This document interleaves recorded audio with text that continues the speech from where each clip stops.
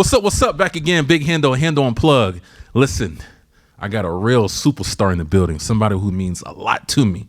I seen her start from the bottom. Now she's a real superstar, a San Diego native. I want to introduce my girl, Roann. What's up, Roann? Hey, let's get it. Let's get it. No, I'm so happy to be here. So happy to be here. Before we even start, Roann, I need to hear them vocals, my friend. I need to hear them vocals. I got you. Let's get it. Woo! This is my... Hey. Woo!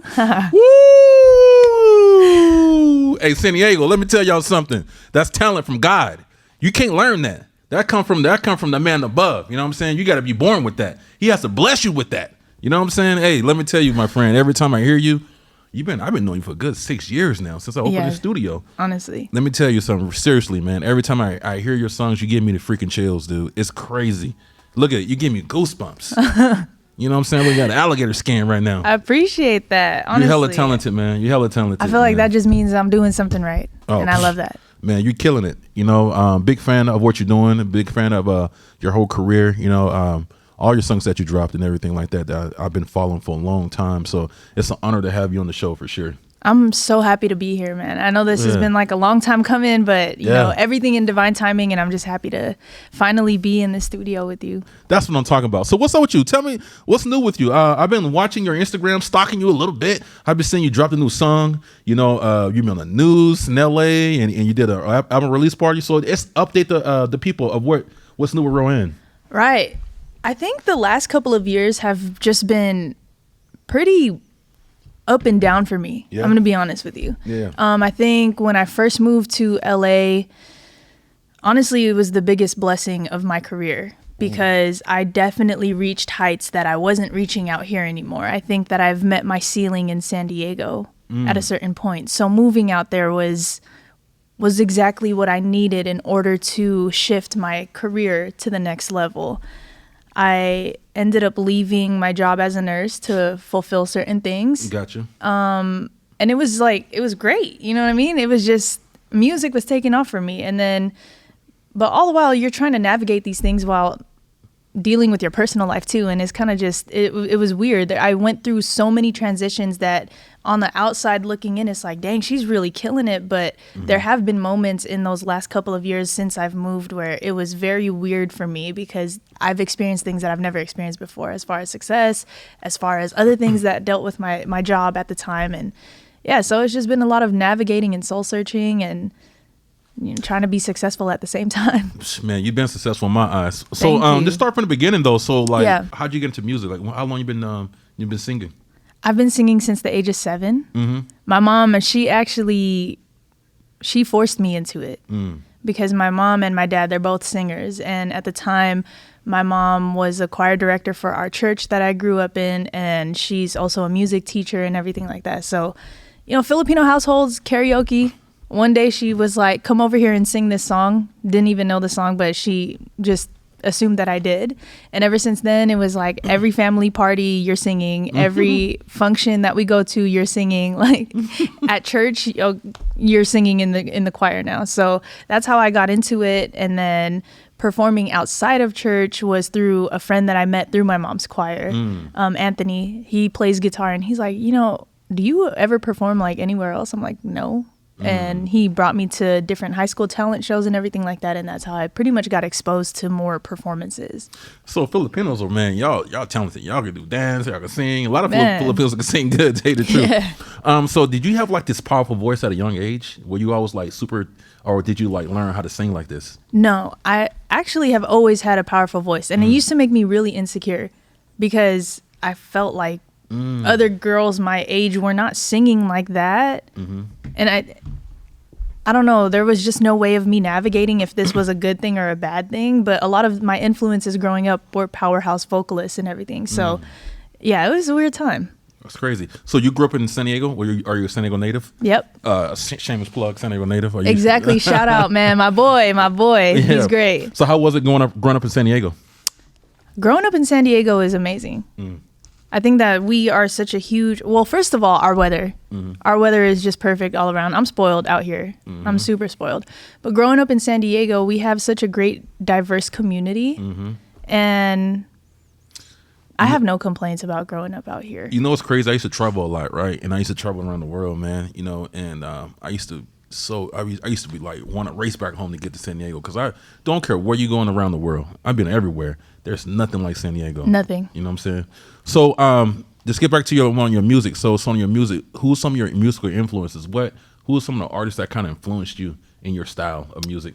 Celine Dion. Oh, in my style of music, well, I would say vocally. Well, anybody. Who's your musical influences? Yeah, I would say growing up was a lot of Celine Dion, Okay. Whitney Houston, Michael Jackson, Mariah Carey for sure, Brian McKnight. Damn. Yeah. You know, This is who my mom had me listening to growing up. That kinda Luther makes sense. Vandross, Okay. the Bee Gees, Al Green, all of that. That's crazy. And you know what? I can see. You know who you kind of remind me of too as well is Keisha Cole. Really? Yeah.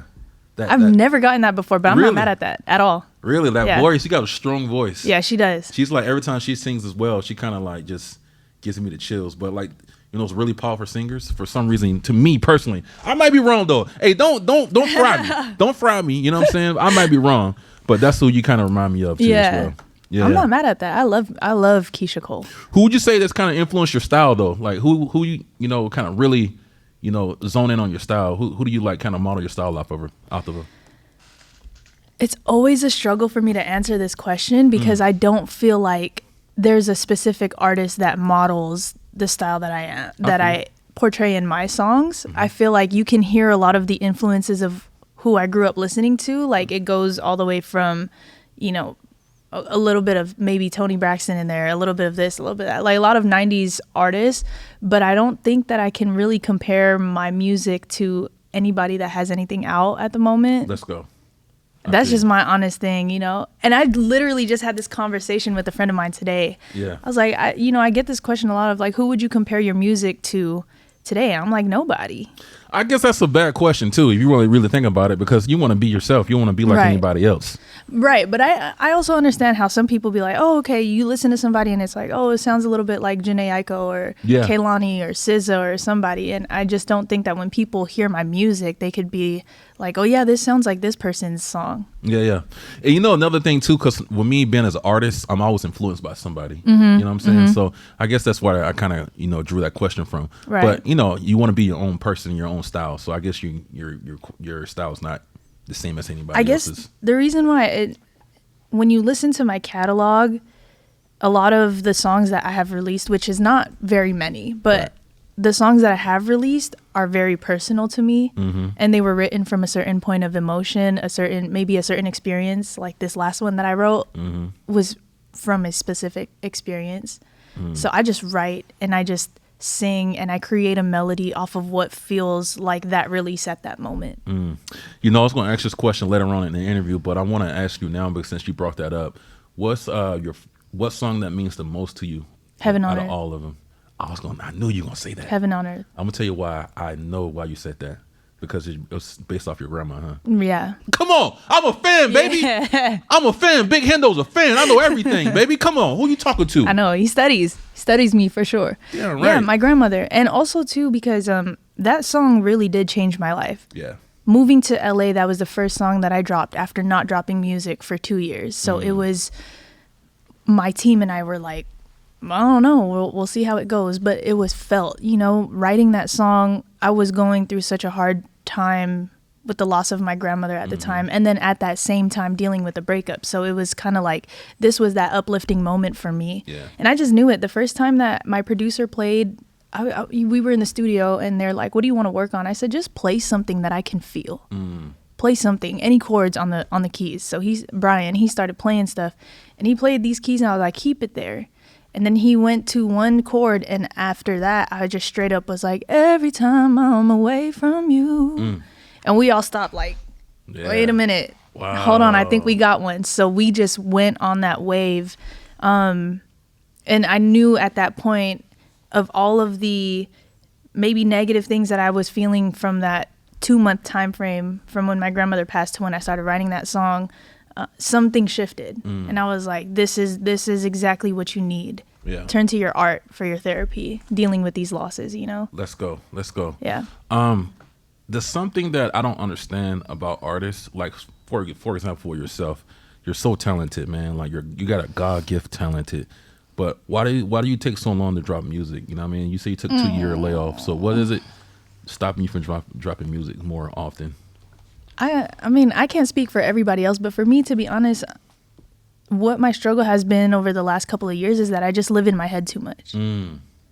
I'm too, even though I have so many songs in the vault that still come from that same, writing from an emotion at that time. But then I'm my biggest critic. So like I hear something and I'm like, maybe I shouldn't, or the comparison does start, right? And that's something that I honestly wish us independent artists would get out of, is this mentality of we have to create art that sounds a certain way because this is what everybody else is listening to. Right. I have let that just cripple my mind for so long, which is what held me back from creating music. Now, and it's not even just what I think people want to hear. It may be people in my ear of like, well, you should create this and you should create that. And I say, fuck all that and just do what you want to do. Create what you want to create. If it feels good to you, the right people who are going to fuck with it will stick. Right.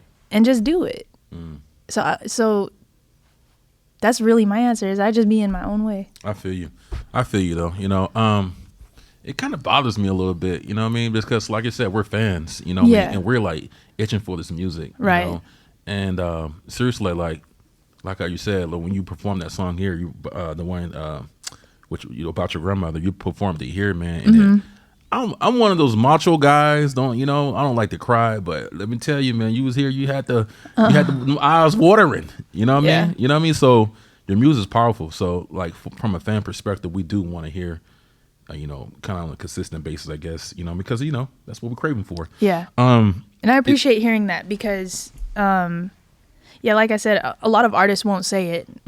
A lot of us won't say anything of like when we're struggling or when we have writer's block or when we're just not in the mood to create. So hearing that is the perfect reminder for us to be like, see, you're doing something right. You're just keep putting it out there, So researching your catalog, and looking at all your songs, you don't really make albums. So I kind of ask this question a lot too, just as, like I said, these conversations we can learn from as well, So what is the reason why you don't make albums? You just drop singles? Well, because what we just talked about. Same thing? Yeah, same thing. But also too, I think if you want to get down to like specifics, it's more so like what creates that perfect album, right? Yeah. Is there a formula for a perfect album to drop, especially when it's your first one? If you've never dropped an album before, this is just the way that my mind works. I'm still learning as I go, just trying to learn different things about this music shit and what works for myself and the people that support me. So I don't know. Yeah, I just gotta get out my own way, for real.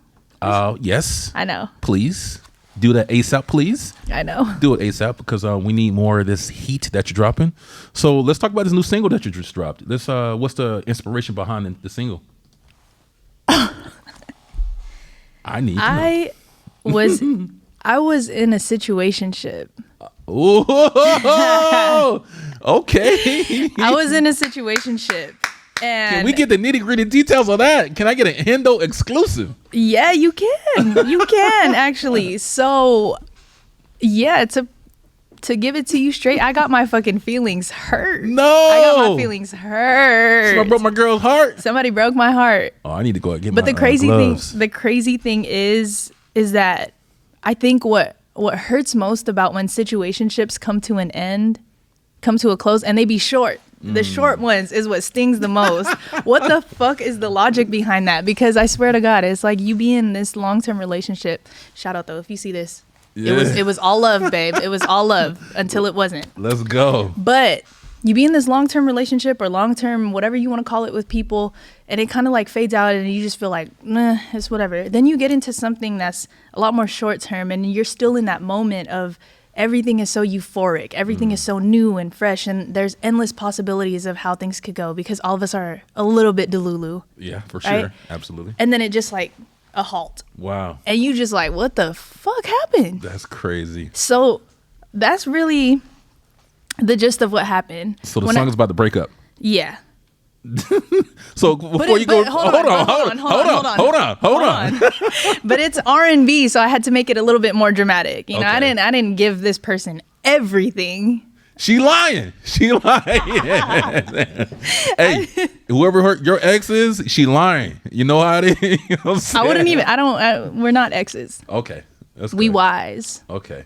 Like, why the fuck did I waste my time? No, I'm kidding. I'm just kidding. We're cool. Hey, you a cold piece, man. No, we're cool. Why you call it a situationship? Because it's like we're just in that limbo. It's like nobody's wanting to claim anybody. We're just doing this, go with the flow. But then clearly I'd be feeling like we more than flowing at this point. But there's still a lot of like, maybe I'm dipping my toes in the water. Maybe I'm taking it out. Maybe I'm dipping my toes in. Maybe I'm taking it, situation. Because, I've been at the game for a long time. So you're going to have to explain this to me. So what's your intent when you're dating? Are you intent to be in a relationship, or is it just trying to get to know somebody? I guess that's why you date too. You're dating to get to know somebody. So yeah, you're right. Okay, I messed up. For me, it just depends on the person. That sounds horrible to say. Wow. It really does. Hey, you a cold piece. No, but I think it just depends on the person. After my last relationship that I was in out here, like that was a 6-year relationship, 5 to 6 year relationship for me. And I think I was kind of just, off. Wow. After that. Yeah. I didn't want to commit. Yeah, 5-6 years is rough. But I have my reasons for not wanting to commit. I'm very career focused at the moment. And I know people will be like, no, if you want to make it work, you can. But sure, but it's just, I'm not out here just matching energy with just anybody. Yeah. When you're doing certain things in your life, it requires, you have to be picky about who's around you, whether that's a relationship or a friendship, your family even, you know what I mean? True. You have to be really picky, because the moment you get serious about where you want to go in your life, it's like, okay, people come and go, whatever. So me, I guess it doesn't necessarily matter on who the person is, but more so how serious they're taking themselves. How serious you take yourself will tell me how serious I got to take you. And that's that. That's crazy. Does that make sense? Yes. Hey, it makes sense to you. That's one thing that matters. You know what I'm saying? But I respect that though. So let's talk about the single though. You just did a album, a single release party in LA. So how did that go? You on the news and everything. It was amazing. I couldn't have imagined this to go any other way. Yeah. I think for me, I've just learned how to get pretty delusional with my career. Got you. With every event that I want. Even when I created Synergy out here, I had a vision for it. Right. And I just did anything that I could to execute that vision properly. Talk to whoever you need to, make things happen, do your research. Just go and I don't know, talk to the folks that can make this happen for you. If you don't have the resources, figure out who does. And so it was, maybe a consistent 2 weeks of planning for sure. Yeah. But the idea was planted for about a month, and we just made it happen. And it was such a beautiful, wholesome night. Everybody's energy was great. And then I got real sauced by the end of the night. Let's go. But that's okay. That's what you're supposed to do. That's a celebration. So yeah. Synergy was one of the topics I wanted to talk about as well. So Synergy SD. So what's the business model behind that? So Synergy SD was birthed because for a cool moment when it first started back in 2019, I was feeling pretty discouraged by San Diego. And I was really with this mentality of like, man, fuck this city. Like, we don't know how to support each other, blah, blah, blah, blah, blah. But then I got tired of myself, like saying that. And really, when it came down to it, I said, well, you know what? Why don't you just do the research of why you don't feel like there's any support? So when I started going to different events, that's when I discovered, Soul Sunday, probably like way before that though. I was just like, man, we just don't really necessarily support each other because we don't know each other. We don't know where these events are happening. There's so many different categories of music that's going on, but there's no like symbiotic nature for all of us to come together. Right. So then I created Synergy, which was an idea that was like, hey, if we can come together because of art, let's do that. So let me find local talent out here in San Diego where once a month we can, I was doing it more than once a month back then, but let's just get together, let's put on a show, we'll have people perform, and then we'll have artists come share their art and people can buy it. And the mentality behind that too was, let's start putting money back into our own people's pockets. Let's go. And so I was running that for a cool while, but I got tired. I got tired of doing that by myself. And then when I moved, it was just a lot to move, come down once a month and set everything up, run the door, do the talent. I mean, I had help, but minimal.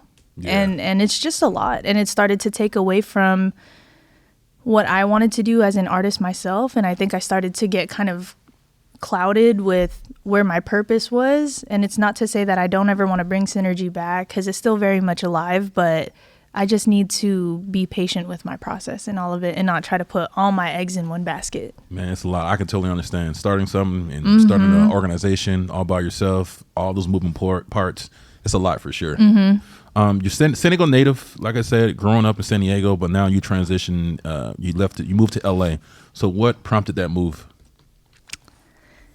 When I created Synergy, that's when I felt like, okay, I met my ceiling here.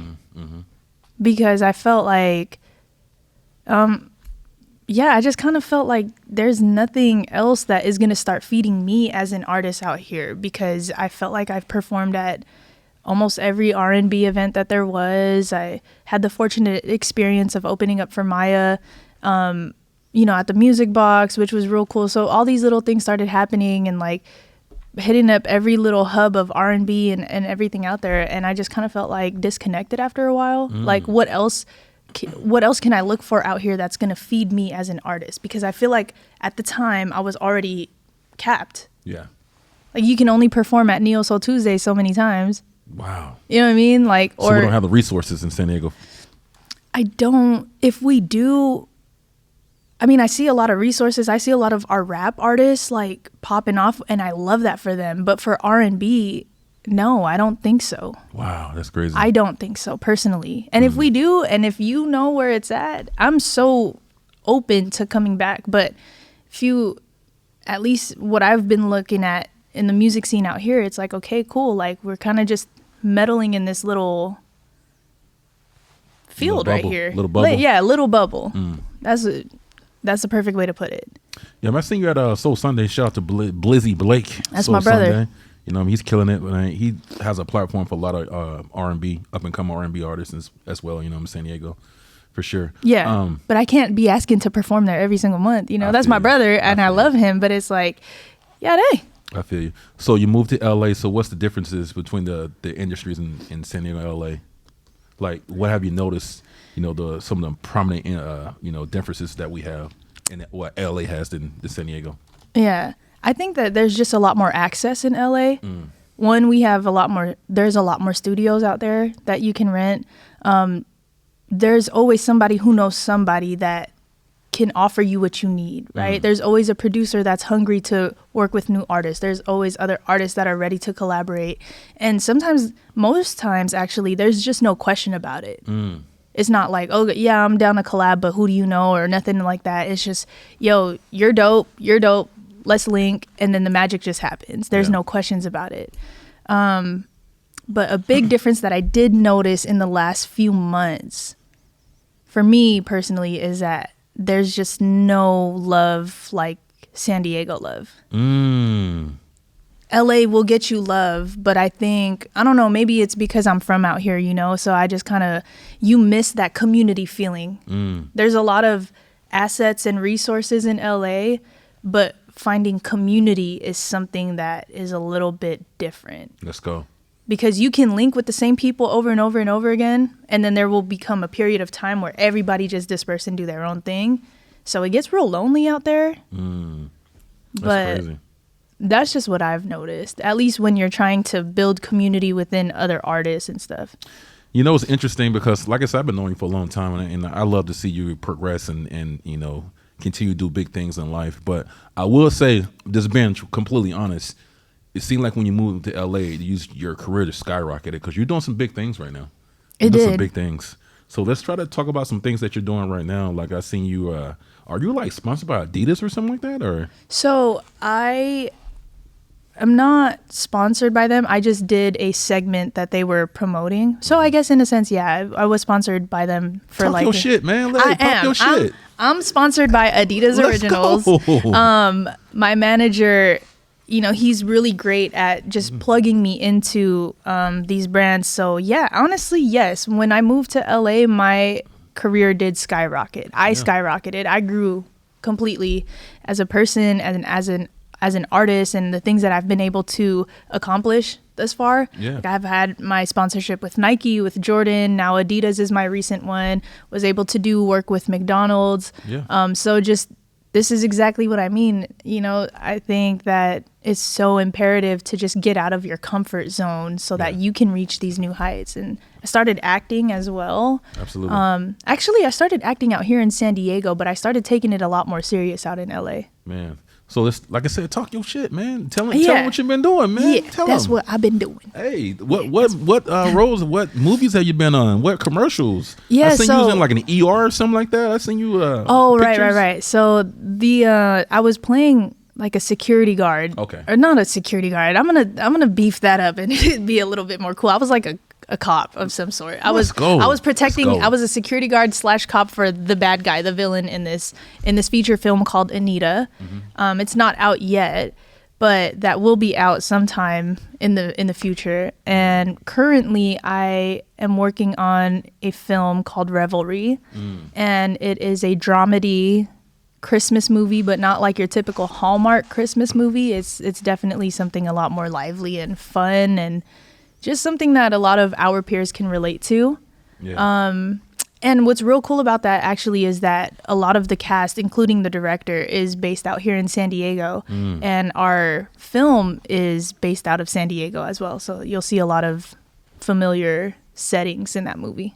I'm so proud of you, man. I'm so, like I said, when I seen you leave San Diego and just watching your Instagram and stuff like that, I've seen the progress in your life and in your music career and everything. I'm so proud of you. You know, it makes me so happy to see people get to the next level. You know what I mean? Especially somebody like you, somebody who dedicate their whole life to everything they do. Speaking of being uncomfortable and putting yourself in uncomfortable situations, you was a full-time nurse when you were here in San Diego. And then from my understanding, I was watching one of your Instagram posts that you quit your job to be a full-time artist. Please just talk to me about that transition. Yes. So I started my nursing career when I was 18. That's when I went to school. Yeah. And the reason for that was because I think, growing up out here, you think that because you've performed at these different high schools and different venues and everything like that, you think that success is going to come easy when it comes to making it in the industry. And then I graduated high school and I was like, oh, I'm not popping off. Like, what? I didn't know about recording music. I didn't know anything about that stuff because I was just so bubbled in with this performance scene. I thought that was all I needed. So I allowed that to discourage me, and I just set my mind to being a nurse. I was like, I'm going to do it. And no, my Filipino mother did not make me go to nursing school. As a matter of fact, when I told my mom that I was going to nursing school, her answer to that was, for what? And I was like, that's a good job though. Yeah, I was like, because I need to do something with my life. She was like, you're 18. Like, what? Wow. Why don't you just relax? And I was like, no, I'm relaxed and I've figured it out. I'm going to be a nurse. Wow. So went to nursing school, graduated. I was in my first year of nursing. And, when you're a first year nurse, you have to work the crappiest shifts ever. And I remember sitting at my first job during knock shift and I was like, I fucking hate this. I ruined my life. And so, but, I had to get over that hump of just knowing that I'm doing something different, get over it, blah, blah, blah, blah, blah. Years go by.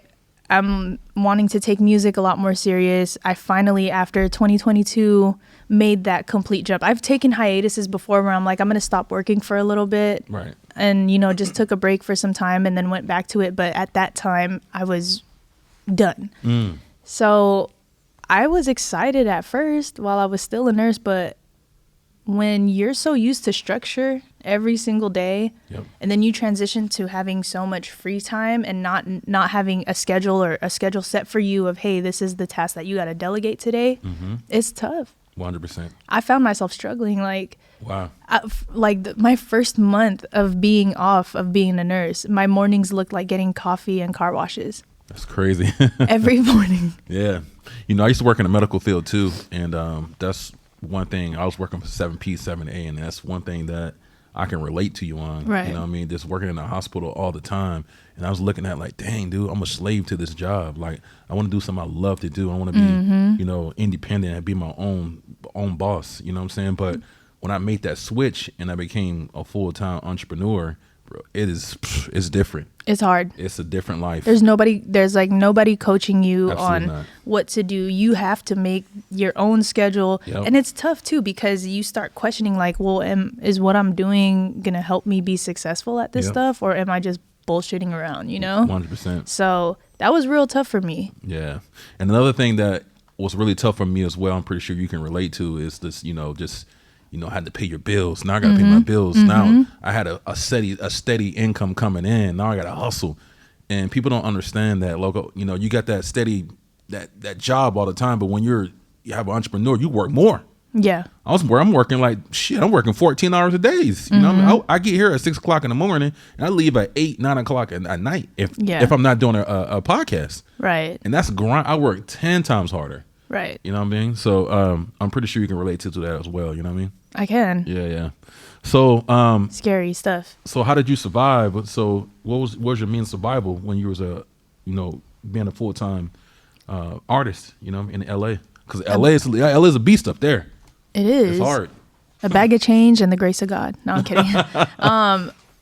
You know, obviously transitioning out of my job, I didn't do it like with my last paycheck type stuff. It was definitely like, set yourself up at least for, and my mentality at the time was like, maybe I can quit, but I'm going to quit with the intention of just going 5 months because I know that this is where I'm comfortable at. Okay. And let's see what I can do in these 5 months and like whatever.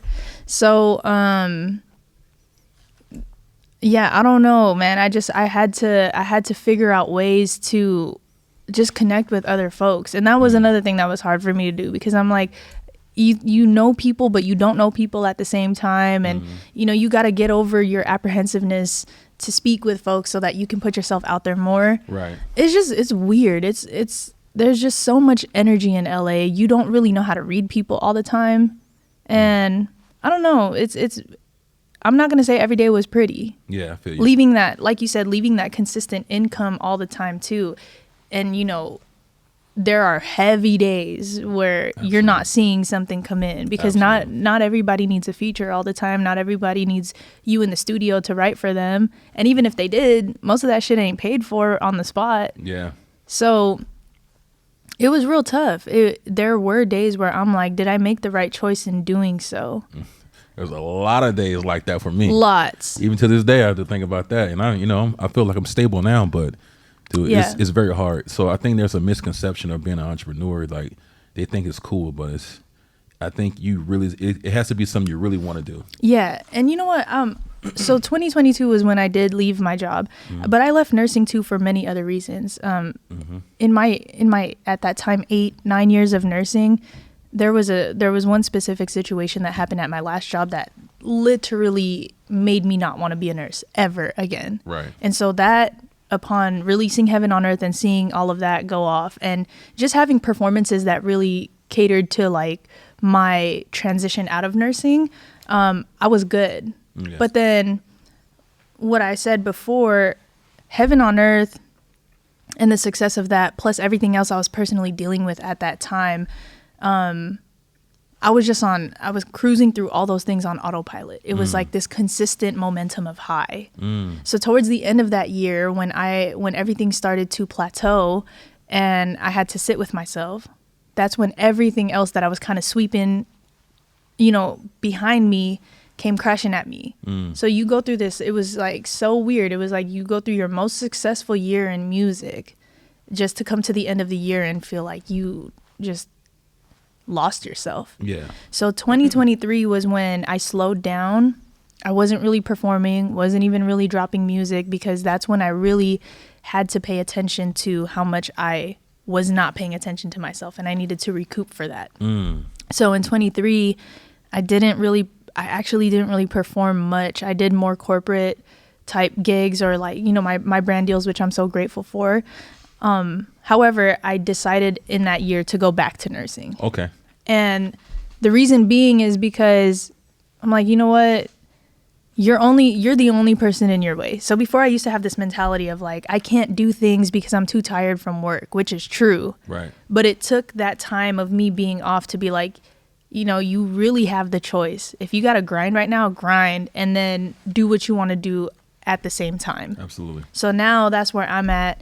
I have a great job. I'm finally at a place in my nursing career where I feel like I'm so happy with where I'm at. You know, I'm not in a taxing place. It's not mentally taxing. It'd be physically tiring sometimes, you know, sure. but I'm not utilizing that as an excuse anymore for me to put my career behind me. Yeah. Like, it's like here, Yeah. you know. Yeah, that's another thing too. Like I said, I'm very familiar with the nursing, you know, because you know, I worked in a hospital. But I know it's a very political place too, man. So like working jobs, you got to deal with politics and everything like that. So I could totally understand where you're coming from, because that's one of the reasons why I left too. I left too because there's the politics behind a lot of that stuff. I was like, man, I can do this by myself and make the money, you know. But yeah, much respect for that. You know, putting yourself in uncomfortable situations. Right. You know, that's how you learn about yourself too. Because let me tell you, like I say, not knowing when that money's coming, boy, you gonna learn something about yourself real quick. You know what I mean? And to be honest, it's tough when you like nice things and you want to just. I had to have that talk with myself of like, do you want to be in this limbo of, dang, I don't know what else I got to do? Like, especially when you're just learning how to be more of an artist. Yeah.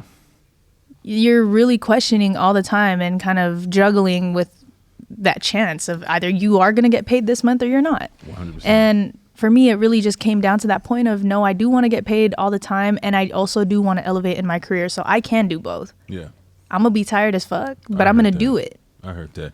I heard one of my past guests, he said that you should take your artistry as a hobby first and just have a full-time job or have a steady income, then do, you know, be an artist on the side. Do you agree with that? Like, make money, you know, have, like you said, be a nurse, be a full-time nurse, make your money, and just be an artist on the side as a hobby until you make it to that point. I think I understand what he's saying, but I think that I don't think you should look at it like that, like having something on the side, you know. And it used to really offend me when people would be like, oh, that's good, but at least you always have something to fall back on. Like with nursing, I'd be like, you don't think I'm gonna make it as a fucking artist? Let's go. So I think the mentality should be, yes, be responsible and have that stable income so that you're able to take care of yourself, you're able to survive and fund your music career. But I don't think that you should see your music or your passion or your actual dreams in life as something as a side. Gotcha. Because you're going to train your mentality to be like that all the time. Let's go. So I always say I'm a nurse on the side if anything is that, right? But be grateful for both is what I'm saying. Like, I'm at this point where I'm so thankful that my job as a nurse sustains not just me to survive, but also funds my music career. You know what I mean? Right. And I really think that mentality is everything. But I get what he's saying. I get exactly what he's saying. But yeah, honestly, I would advise any independent artist, like, if you have something that is a consistent flow of money right now, keep it as long as you can. I know it's discouraging at times, but like, this is what you got to be training more of. So what challenges do you have, you know, being a female, unsigned artist right now? Like, what are some challenges that you've been running into? I think my biggest challenge, some challenges that I do run into are just this perception of what people want you to be in this industry. So I think because I'm pretty stubborn, I'm like, I'm me, period. Like, some days I'm like the biggest tomboy, and then other days I could be super, super girly. And when you start collaborating with other people, so many people have opinions of, I think you should do this, or you should look like that, or you should create this. And I just think everybody should just shut the fuck up and let an artist be an artist. Let's go. You know, like, and also on the contrary, like, don't let people get in your head too much. But it's tough. Like, you see people in situations or in places that you aspire to be at as well. So it's kind of like, do I follow that grain or do I not? Let's go. And then, of course, as a woman in this industry, you just have to deal with misogynistic men and their opinions all the time. And it's just like, dude, like, there's the respect for people in this industry can go like It's crazy. slim real quick, but especially when you're a woman. That's crazy. Yeah. That's crazy. So in the music industry now, especially in the rap scene, women are hyper sexualized, you know what I'm saying? Like, especially singers and stuff, they have to be like really sexual, naked, you know what I'm saying? And I noticed that you're not one of those girls, you know what I mean, that really to get naked and, you know, be really out there, you know, with your career. Do you think that hurt you at all? I don't think so. I don't make music, first of all, that requires me to be like out there like that. Okay. And I'm not knocking nobody's hustle. You know what I mean? If that's what they're into, cool. But the first label that I was ever signed to, I think that's what they were trying to make out of me. Right. And I had told them straight up, like, I told you from the beginning, sir, I'm not that at all. I'm just not. First of all, like, what do I have to show? Like, dead ass. I'm like, for real. Like, if you can't accept me like this, then like, I'm like, everything else, what the fuck do I have to show? There's nothing there. Hey, I agree with you. You know what I'm saying? There's nothing there. So look, I'm like, at the end of the day, you got something to show though. You know what I mean? Don't sleep on them. You know what I'm saying? Don't sleep on Roann. But I mean, you're not an ugly girl for sure, by far. I appreciate that. But no, I be telling people, for me, it's really just about my art. Pay attention to the art. Yeah. Like, put a face to that shit later. You know, like, get a little deeper on that topic. You know, like, what's that girl? Spicy. What's the spicy Ice girl? Spice? Ice Spice. You know, I don't want no disrespect to her, but I feel like she's more of a sex symbol than actual talent. You know what I'm saying? And she's really big, you know, just off her just putting the sexy image out there than actual portraying her, you know, actually putting her talent front. You know what I mean? So that's what I'm saying. Like, when you think of all the bigger names, the Cardi B's, the you know, Nicki Minaj's, they have talent, but their sex appeal is in front of that talent. You know what I'm saying? Yeah. You notice that sex appeal over their talent. You know what I mean? So that's why I kind of asked you that question. Right. You know what I mean? So I don't know. I think it's jacked up. But that's the way things are. Yeah. You know what I mean? Yeah. But it's not for me. yeah. So let's go to the left, man. I got some questions I want to ask you. Get to the next level of this. You know what I'm saying? Let's get to the next level. I got some relationship questions I want to ask you. And you know what? No, it's funny. I didn't want to, you know, actually, I didn't want to give you these questions before because I want to get your honest opinion and your unbiased reaction to a lot of these stuff. You know what I'm saying? Okay. So, if a female has sex on the first date, is she considered promiscuous? No. Elaborate, please. No, I don't think she's. So she's smashing on the first night. If she comes smash a guy on the first night, would you consider that girl promiscuous or not? I don't think so. Why would you not? Because, well, what if their date went cool? If she likes it, I love it. You know what I mean? Like, that shit is none of my business. I think the older that I get, I'm starting to understand that people are just going to do whatever they want to do. 100%. Right? So what does it matter if she wanted to smash? It's sex. At the end of the day, cool. They hang out, whatever. That's her prerogative. Right? So you don't. So if she's smashing on the first night, it doesn't matter at all. If she first night or wait for a long time, doesn't matter. No, I guess it just, and you know, you also got to question, like, what is her motives? Maybe that's all she wanted it for. Ooh. But if she's looking for a relationship, then she might want to wait a little bit and see and feel out the vibe or whatever. But if we're adults, we're horny these days. Like, if she's gonna want to go and smash, like, people are on these dating sites, and you know, I hear that that's all they're there for. Roann, yes, can a female have a whole face? Of course. Why she can? Why does she can't? So a female can have a whole face. Okay. All right. Okay. So a female can go out and do her thing. You know what I mean? Mm-hmm. I know guys can, but I don't know. I know females get judged if they can. If they see, we need to let that go. I heard we need to let that go. I heard that. We need to let that go. Why should a female have a whole face though? Why should men? Because let me tell you why men. I'm gonna break it down for y'all. Big Hendo. This is Hendo. A man should have a whole face because when he gets a little older in life, that he won't be chasing those girls when he get married or something like that, or he get in a relationship when he's serious with that woman. He's not gonna be chasing the fattest booty that's walked past him. You know what I mean? Like Big Hendo. I did my little thing back in the day. I did my thing. You know what I'm saying? But now I'm married. You know, we got some kids. Then when I see a beautiful woman, I don't have to chase her because I don't had that 100 times already. So does that apply for the female though? Yeah, why not? I just feel like if women want to go have her cake and eat it too right now before she goes and settles down because she already did her due, then she should be able to do that. I'm gonna let the people judge you, not me. That's fine. The people can judge. Look, personally and honestly, I've never had a hoe phase. All right. Hey, okay. However, I think people should just do whatever the hell that they want to do. Let's go. I heard that, my friend. I seen this this TikTok today where this lady, it made me cackle, but she was like, "Don't come to me for advice when you come to me saying that your man or your girlfriend or whatever cheated on you, and my advice is cheat back." This is a woman that said this, and I was like, "See, you just gotta leave people alone." Have you ever been through one of your ex's phones before? Yes. Hey! Yeah. Not deep though. Did you find what you was looking for?